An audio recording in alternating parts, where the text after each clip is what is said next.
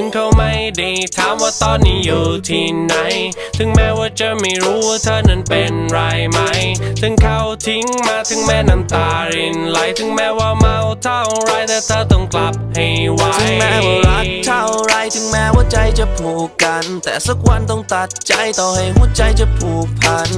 รักกันเหลือเกินแต่ถึงเวลาต้องจากกันและก็ยังคงเหมือนเดิมถึงแม้หัวใจจะห่างกันเธอรู้ดีว่าต้องเจอคนใจร้ายเธอเป็น good girl แต่เขาไม่ใช่ good guy แม้ว่าเธอจะรักเขามาแค่ไหนต่อให้เมาสักเท่าไรเขาก็ยังบอก goodbye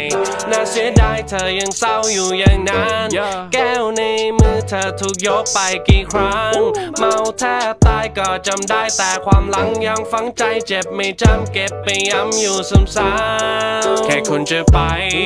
เธอไม่ต้องรอหยุดก่อนดีไหมพรุ่งนี้เคยท้องถ้าเธอไม่ไหวเดี๋ยวพาไปนอนทำกลางวอร์มไลท์ฉันกลัวเธอร้อนถึงเขาไม่ดีถามว่าตอนนี้อยู่ที่ไหน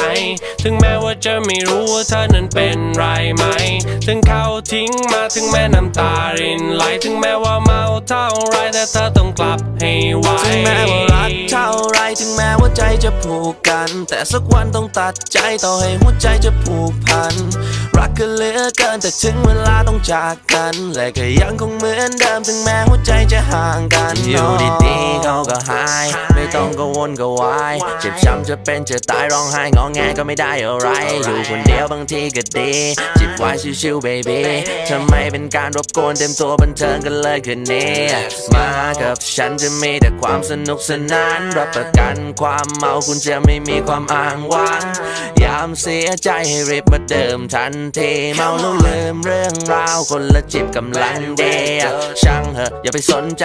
ยกให้หมดอย่าไปสนใครมีอะไรระบายออกมาความในใจเรื่องหลอกตาเธอพูดมาฉันจะรับฟังเก็บเรื่องราวแล้วก็แนะนำตั้งใจฟังเธอลองแวะจำจะดูแลอย่างดีถ้าเธอมารักกั